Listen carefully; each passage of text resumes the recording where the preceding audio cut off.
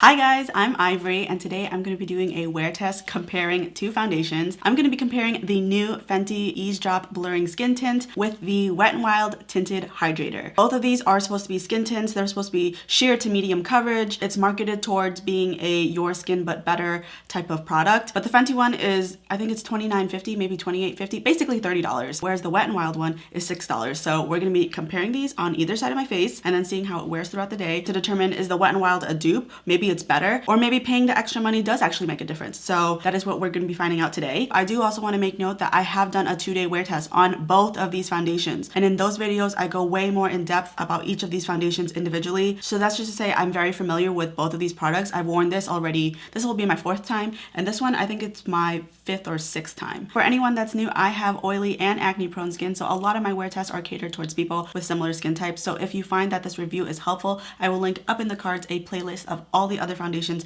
I've done a review on, and of course in that playlist will be the wear test of both of these foundations. So if you were curious, they'll be up in the cards. So I've already moisturized. From the times that I wore this, primer didn't make a huge difference, so I will be skipping that step today, but I am going to go in with loose powder underneath my foundation. That is a trick that I've been doing for a really long time. Adding powder underneath your foundation can really help, 1, prevent the foundation from breaking up too soon or at all, and 2, it helps prolong your oils from coming through. So if you have any foundation that has either of those two problems, it can be either or, it doesn't have to be both. I would suggest putting powder underneath to see if it makes a difference, but it definitely does for me, and I know from already trying each of these foundations, powder really helps in this case, so I am going to do it. The powder that I'm using is the Dermablend Loose Setting Powder, and what I do is I take my puff and I apply that first to all the areas that I get oiliest first and where I see my foundation breaking up. By the way, I know it's not a foundation, it's a skin tint, but for simplicity and also I guess habit, I will be calling it a foundation. I start in the center of my face and I really press it in there. You can also go on the outside of your face if you want to. Sometimes I do the outside of my face, sometimes I don't.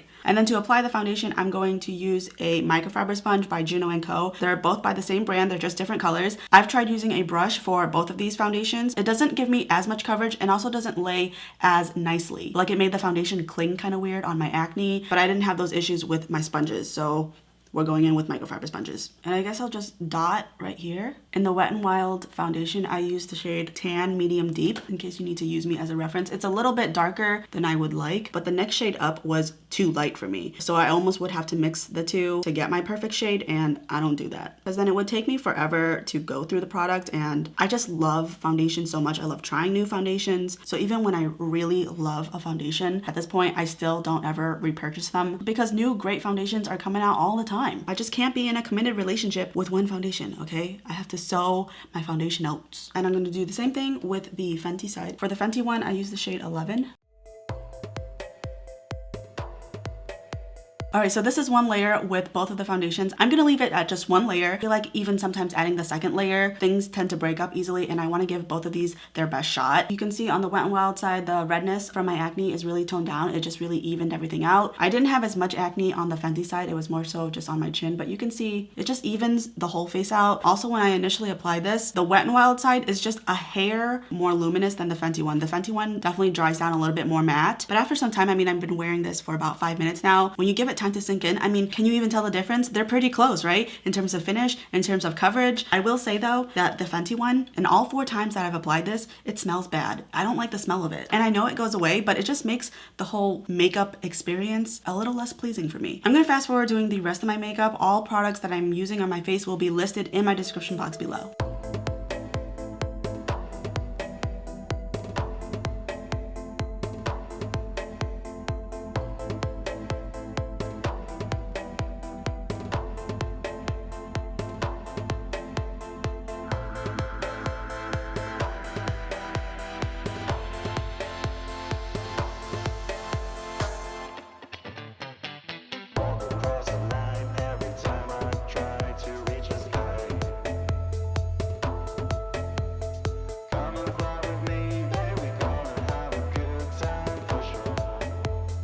Okay, so now that my makeup is on, I honestly can't tell the differences with either side. They look identical to me. Now, I do want to take into note that when I was blending out my concealer, because there are areas where they overlap, there might be in the center of my face just a little bit of cross-contamination. It's pretty unavoidable. I know it may look like I'm wearing a lot of makeup, but I mean, it's the eye look. When you take away the eye look, it's not as intense as you think. This is very deceptive. The eyes are the only thing that's extra, but everything else I kept really minimal. I only set the areas of my face with concealer, so this section, and just a little bit right here on my forehead is not set, and then my cheek areas and just the perimeter of my forehead, it's sort of set because my blush and my bronzer are powder, so it kind of sets it for me without having to go into loose powder and then putting blush or bronzer on top, if that makes sense. Like every wear test that I do, I will be wearing this for 10 hours today, so I will check in at the halfway point in natural lighting to show you how it's wearing. Okay, so we have reached the 6-hour mark. I filmed this update, I blotted and I like got up close and everything, and then I realized my microphone was off, so no audio. So we're redoing this. I already blotted, so I'm gonna insert some clips of before the blot and just basically try to reiterate what I was talking about.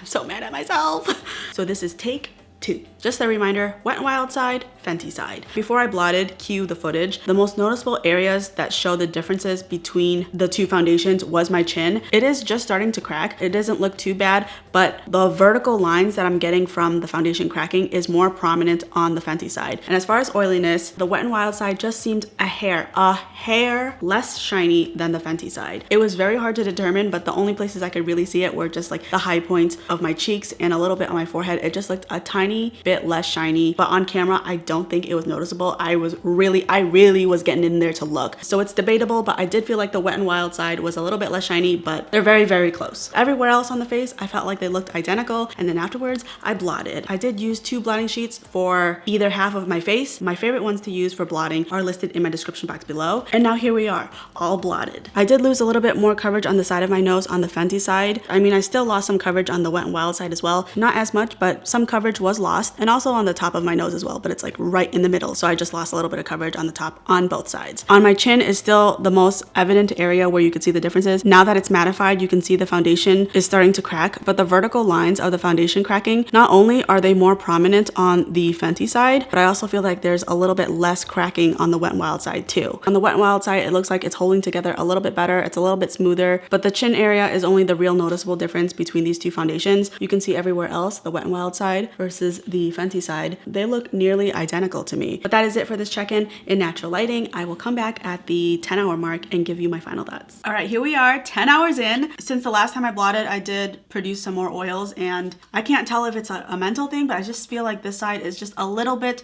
shinier, just a little bit. As I'm saying it, I'm already second guessing it, so I'll just put up my close-ups and let you decide if one side looks oilier than the other, but they are very close to each other in terms of oiliness at least. On my chin on both sides, I did lose a little bit of coverage. You can see some acne is exposed on the Wet n Wild side and also on the Fenty side, but again, the foundation cracking is more noticeable on the Fenty side than on the Wet n Wild side. Speaking of cracking, oh my god, look at my eyeshadow. I've never seen my eyeshadow crack this much. I'm using my Jaclyn Hill eyeshadow palette, and I've used pretty much all the colors except these little pops of color. So I thought, oh, okay, I'll just do the pops of colors this time. What a mistake, because wow, it is just super creasy. So please try to look past that. The way I like to describe the foundation on my chin is, say you have a elastic band that is relaxed and you put paint over it. After the paint dries and you try to stretch the elastic, the paint starts to crack as you stretch the elastic. That's what it looks like on my chin. But those types of cracks are not as prominent, and there's less of them on the Wet n Wild side. On my nose, the coverage that I lost from blotting at the 5-hour mark, it doesn't really look any different on either side. At the 5-hour mark, when I did blot initially, I lost a little bit more coverage on the Fenty side, but once my oils came through, it kind of just fixed itself, so it looks pretty even now. So I would say that they look pretty much